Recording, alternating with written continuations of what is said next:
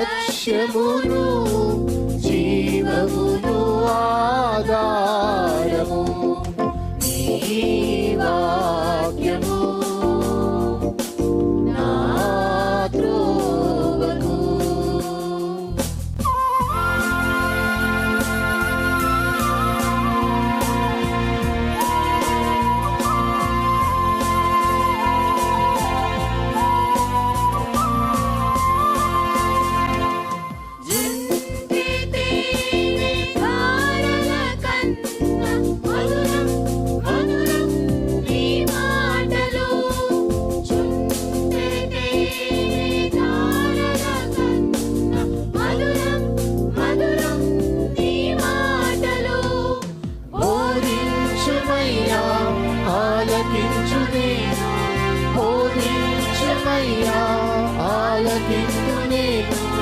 అనుసరింతునయ్యా ఆత్మశక్తితో, అనుసరింతునయ్యా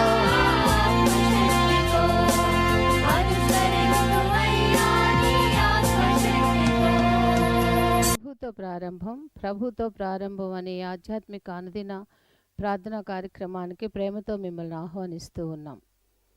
మన జీవితానికి ఆదియు ఆధారమునైనటువంటి ఆ దేవుణ్ణి మొదట మరణించుకున్నట్లయితే ఆ దినమంతయు ఆయన కృపాక్షేమములే మన వెంట వచ్చును. మొదట వేకునే లేవగానే మరి నీతిసూరుడైనటువంటి ఆయనని చూద్దాం, ఆయన మనలనైన స్వరాన్ని మనం విందాం. మన జీవిత కాలం అంతయు ఆయన ఆశీర్వాదములు దీవెనలు మన మీద కుమ్మరించును.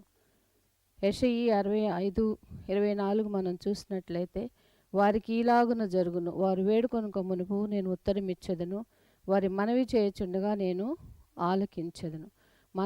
మనవి చేయుచుండగానే ఆయన మన మనవిని ఆలకిస్తున్నాడు. కాబట్టి మరి ప్రతి దినము కూడా ఈ యొక్క అనుదిన ఆధ్యాత్మిక కార్యక్రమంలో మనం పాల్గొన్నట్లయితే మన జీవిత కాలం అంతయు కూడా ఆయన మేలులను మనం పొందుకోగలం, ఆ నిత్యరాజ్యంలో వారసులుగా మనము జీవించగలం. రండి, ప్రభుతో ప్రారంభం కార్యక్రమంలో పాల్గొనండి, ఆత్మీయ మేలులు పొందండి. దేవుడు మిమ్మల్ని దీవించండి. రండి ఉత్సాహించి పాడుదము, రక్షణ దుర్గము మన ప్రభువే. రండి ఉత్సాహించి పాడుదము, రక్షణ దుర్గము మన ప్రభువే.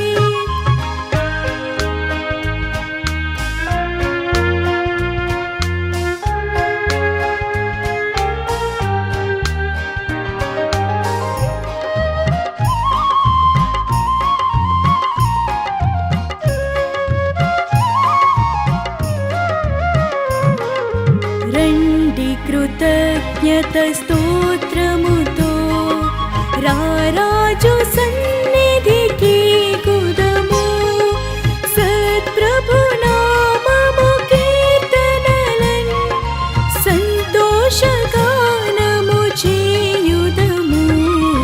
రండి ఉత్సాహించి పాడుదము, రక్షణ దుర్గము మన ప్రభువే.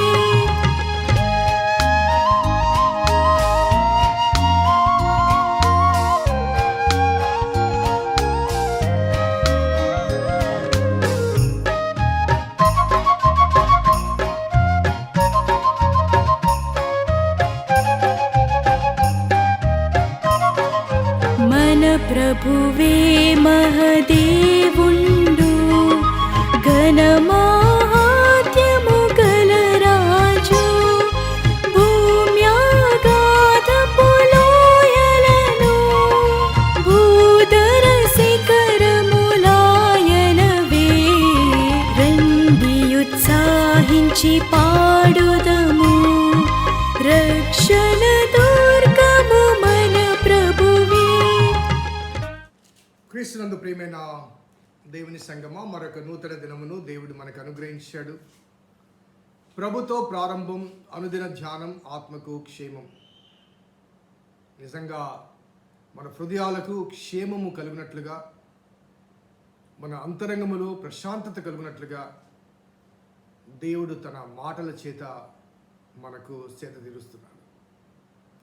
రక్షకుడైన దేవుడు నీ నుంచి నా నుంచి ఏమి కోరుతున్నాడో ఆయన లేఖనాల నుంచి మనకు విశదపరుస్తున్నప్పుడు ఆ లేఖన సారాంశాన్ని మన వ్యక్తిగత జీవితానికి అన్వయించుకుని కొనసాగినప్పుడు ఒక అద్భుతమైన అనుభవం, మాటల చేత వర్ణించలేని అనుభవం.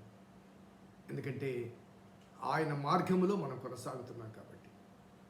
రండి, వేకుని లేచి దినచర్య ప్రారంభించకముందు ప్రభుతో ప్రారంభిద్దాం. ఆయన మాటలు విందాం, ఆయనతో ప్రార్థిద్దాం, ఆయనతో కలిసి ఈ దినమును కొనసాగింప చేద్దాం. ప్రార్థన చేద్దాం. కృపగల దేవా, దయల తండ్రి, మీ పాదములకు స్తోత్రము చెల్లిస్తున్నాం నాయన. నీ ఉచితమైన దయా సంకల్పాన్ని బట్టి మమ్మల్ని ప్రేమించి ప్రోత్సహిస్తూ అనుగ్రహిస్తున్న దీవెనకర అనుభవాలు బట్టి ప్రభాస్తుతులు చెల్లిస్తూ నీ లేఖనాల్లోంచి మాకు వినిపిస్తున్న విషదపరుస్తున్న అనేక అంశాలు మేము నెమరు వేసుకుంటున్నాం. ప్రభాస్తుతులు చెల్లిస్తూ ఈనాటి వాక్యం కొరకు మేము తేరి చూస్తుండగా మీరే ఆశగల ప్రాణాన్ని తృప్తిపరిచే దేవా, మా ఆధ్యాత్మిక ఆకలి తీర్చమని మా రక్షకుడైన యేసు నామమున అడిగి వేడుకొంచున్నాం తండ్రి, ఆమేన్. 15వ కీర్తనలోని 2వ వచనం కొంత నిన్నటి దినము ధ్యానం చేశాం. మరి ఆ వచనం నుంచి మరొక మాటను మరికొంత అంశాన్ని ఈ దినము ధ్యానం చేయాలని తలస్తున్నాను. యథార్థమైన ప్రవర్తన కలిగి నీతిని అనుసరించుచు హృదయపూర్వకంగా నిజం పలుకువాడి. సో దేవుని సన్నిధిలో, దేవుని రాజ్యములో ప్రవేశించగలిగిన వాడు, నివసించగలిగిన వాడు ఎటువంటి ప్రవర్తన కలిగి ఉండాలో ఆ విషయాన్ని 3 మాటల్లో ఆయన తెలియచేస్తూ నిన్న మనం జ్ఞాపకం చేసిన యథార్థవంతమైన ప్రవర్తన కలిగి ఉండాలి అనగా walking according to the sincerity, అలాగే వర్కింగ్ నీతిని అనుసరిస్తూ. సో నీతి అనగా నీతిమంతుడు ఆయన మాత్రమే కాబట్టి ఆయన్ను అనుసరిస్తూ మనము నడవాలి. ఆయన అనుసరిస్తూ మనము నడవటానికి గల కారణం ఏంటంటే ఆయనే మనకు ఆయన రాజ్య ప్రవేశానికి మార్గమై ఉన్నాడు. ఆయన రాజ్యంలో ప్రవేశించడానికి మనకు యోగ్యత లేదు, అర్హత లేదు, సరికదా. అక్కడికి మనల్ని ఎవరు రానివ్వరు కూడా, ఆయన మన వెంట ఉంటే తప్ప. యథార్థమైన ప్రవర్తన, నీతిని అనుసరిస్తూ నడవడం. నేను అప్పుడప్పుడు ఎగ్జాంపుల్ చెప్తూ ఉంటాను. ఒకవేళ పరలోక రాజ్యపు ద్వారము దగ్గర మనము నిలబడి ఉంటే ఆ ద్వారపాలకులుగా ఉన్న ఆ దేవదూతలు ఎవరైనా కానీ అక్కడ నిలబడి మనల్ని లోపలికి రానివ్వాలి అంటే విమానాశ్రయాల్లో ఆ విమానంలోనికి వెళ్ళకముందు అక్కడ కొంతమంది సెక్యూరిటీ వాళ్ళు మనల్ని స్కాన్ చేస్తారు. మన వస్తు సామాగ్రి మొత్తాన్ని స్కాన్ చేసి మనల్ని కూడా పైనుంచి కిందకి, ఈవెన్ మన మాల్స్లో కూడా స్కాన్ చేస్తూ ఉంటారు. సో ప్రమాదకరమైనవి ఏమైనా ఉన్నాయేమోనని చెప్పి స్కాన్ చేసి అవి లేవని నిర్ధారించిన తర్వాత లోనికి పంపిస్తారు. మరి పరలోక ద్వారం దగ్గర కూడా అటువంటి స్కానింగ్ ఉంటుందని అక్కడ ద్వారపాలకులుగా ఉన్నటువంటి లేకపోతే ఆహ్వానించే ఆ దేవదూతలు అక్కడ ఉన్న మనల్ని స్కాన్ చేసినప్పుడు మనలోని ఆదాము కాకుండా మనలో క్రీస్తు కనబడాలి.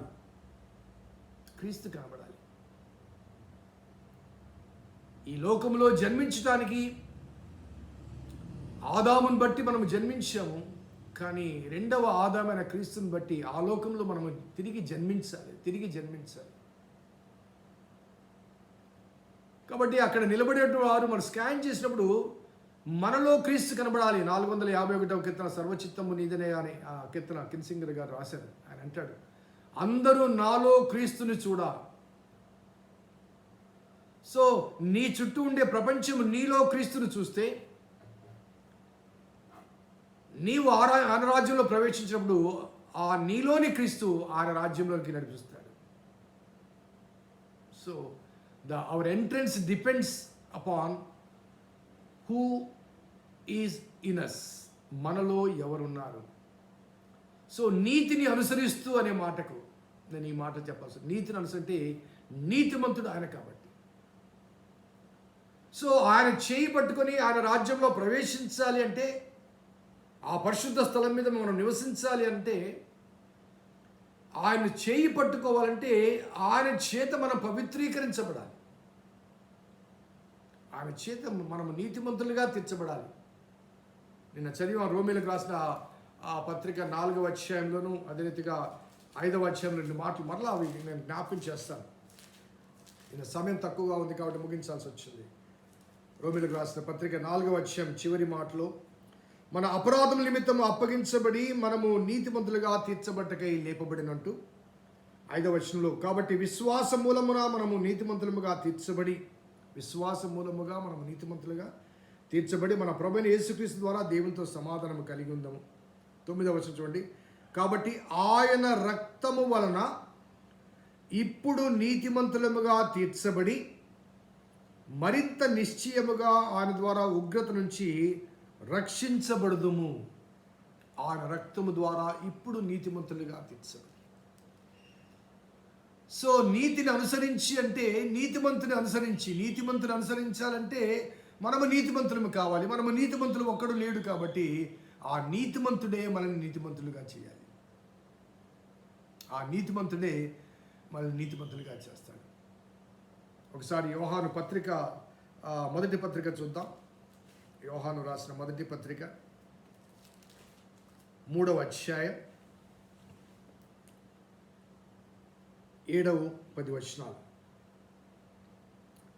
చిన్నపిల్లలారా, ఎవరిని మిమ్మల్ని మోసపరచనీయకుడి. ఆయన నీతిమంతుడై ఉన్నట్టు నీతిని జరిగించు ప్రతివాడు నీతిమంతుడు. అపవాది మొదటి నుండి పాపము చేయుచున్నాడు గనుక పాపము చేయువాడు అపవాది సంబంధి. అపవాది యొక్క క్రియలను లయపరచుటకే దేవుని కుమారుడు ప్రత్యక్షమాయ. 10వ వచనంలో, దీనిని బట్టి దేవుని పిల్లలెవరో అపవాది పిల్లలెవరో తేటపడును. నీతిని జరిగించని ప్రతివాడు, తన సహోదరుని ప్రేమించని ప్రతివాడును దేవుని సంబంధులు కారు. దేవుని సంబంధులు కారు.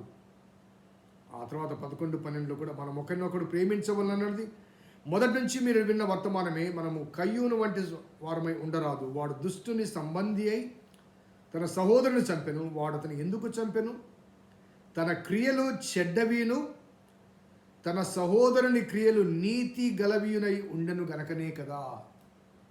తన క్రియలు చెడ్డవి, తన సహోదరుని క్రియలు నీతి గలవై. విశ్వాస వీరుల జాబితాలో హెబ్రీ పత్రిక 11వ అధ్యాయంలో మొట్టమొదటి నీతిమంతుడు ఎవరు అంటే ఆ జాబితాలో హేబేలు కనబడతాడు. విశ్వాస మూలమున నీతిమంతుడిగా తీర్చబడ్డాడని. హేబేలు తర్వాతనే మరి హానోకు కానీ, నోవోకు కానీ, అబ్రహాము కానీ, ఆ వరుసలో ముందున్నది ఎవరంటే హేబేలు. కాబట్టి ఆ విశ్వాస వీరుల జాబితాంతా రాసి ఆ 11వ అధ్యాయంలో హెబ్రీ పత్రికలో 12వ అధ్యాయంలో మనము కూడా అంటాడు. 11వ అధ్యాయం చివరిలోనే మనము కూడా అంటాడు. మనము లేకుండా వారు సంపూర్ణ, అనగా హేబేలు మొదలుకొని నీ వరకు, నా వరకు, నా తర్వాత తన వరకు, ఆయన రాకడ వరకు కూడా. సో నీతిని అనుసరిస్తూ నడవాలి. మనం దేన్ని అనుసరిస్తున్నాం? అవినీతికి చోటిస్తున్నామా? అవినీతిని అనుసరిస్తున్నామా? నీతిని అనుసరిస్తున్నామా? ఒక్కసారి మనల్ని మనము పరిశీలన చేసుకోవాలి. అలాగే మరొక అంశం, యథార్థమైన ప్రవర్తన, వాకింగ్ అప్రైట్లీ. అలాగే నీతిని అనుసరిస్తూ వర్కింగ్ రైచియస్లీ. అలాగే హృదయపూర్వకంగా నిజము పలుకువాడే, speaking truth with total heart. Walking, working and speaking, ఈ 3 ప్రాథమిక లక్షణాలు ఈ కీర్తన ద్వారా ఆయన గుడారములో అతిథిగా ఉండదగిన వానికి, ఆయన పరిశుద్ధ పర్వతం మీద నివసింపదగిన వారికి ఉండవలసిన ఆ లక్షణాల్లో 3వది హృదయపూర్వకముగా నిజము పలుకువాడే. అనగా నోటి వెంట పలికే పలుకు కాదు, ఆ నిజం అనేది హృదయాంతరంగంలోంచి రావాలి, హృదయపూర్వకంగా రావాలి. హృదయపూర్వకంగా నిజము రావాలి అంటే హృదయంలో ఎవరుండాలి? ఈ హృదయం ఎవరికి నివాసం కావాలి? ఆశ్చర్యం ఏంటంటే ఆయన నివాసములో నివసించే యోగ్యత నీకు కావాలంటే నీ హృదయంలో మొదట ఆయన నివసించాలి. నీ హృదయం ఆయనకు ఆలయం కావాలి. ఎంత అద్భుతమైన రిలేషన్ కదండి.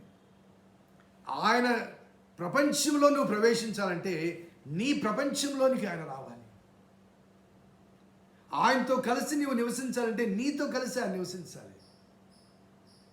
ఆయన రాజ్యంలో నువ్వు ప్రవేశించాలంటే నీ రాజ్యంలోనికి ఆయన నీకు ప్రభువుగా రావాలి.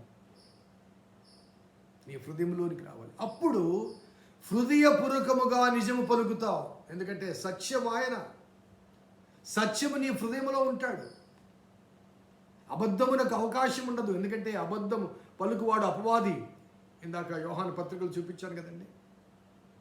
అపవాది అబద్ధం పలుకుతాడు. యోహాను సువార్త అంటాడు అబద్ధమునకు జనకుడు వాడు అంటాడు. ఈజ్ అ ఫాదర్ ఆఫ్ లై, ఏ లయర్. దానికి ఆపోజిట్గా దేవుడు సత్యం.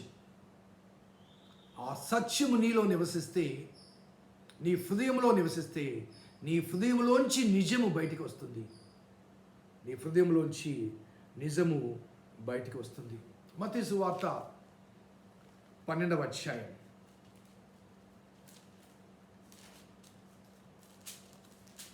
34-37 వచనంలో ఒకసారి చూద్దాం.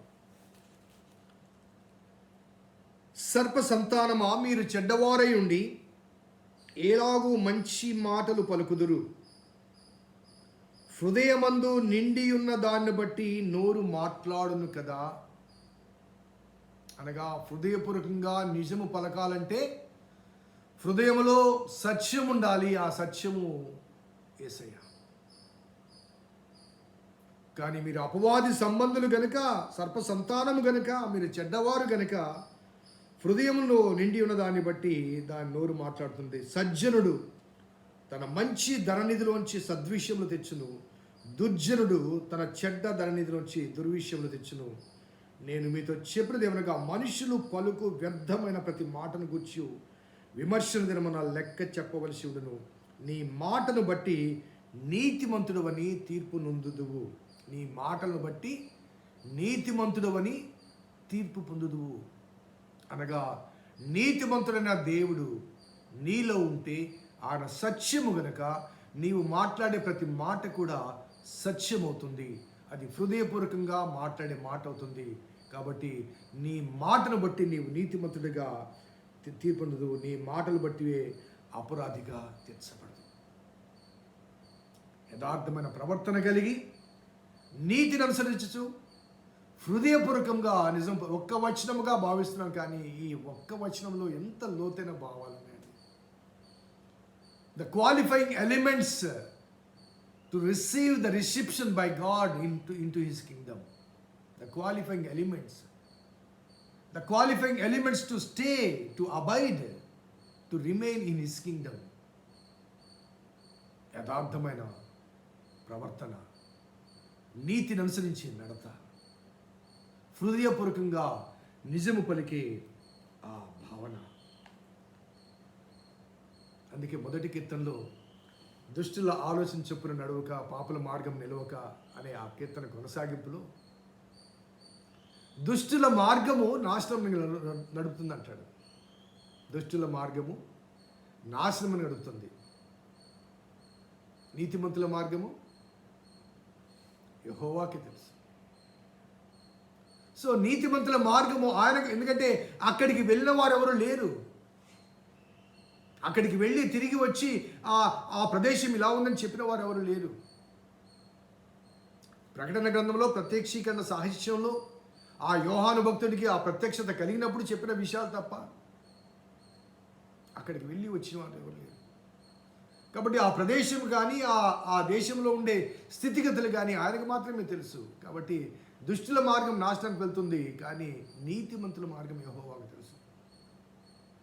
ఎప్పుడైతే నువ్వు నీతిని అనుసరిస్తూ యథార్థ ప్రవర్తన గలవాడవై నీతిని అనుసరిస్తూ హృదయపూర్వకముగా నిజము పలుకుతే, అనగా నీ హృదయములో ఆ సత్యమైన దేవునికి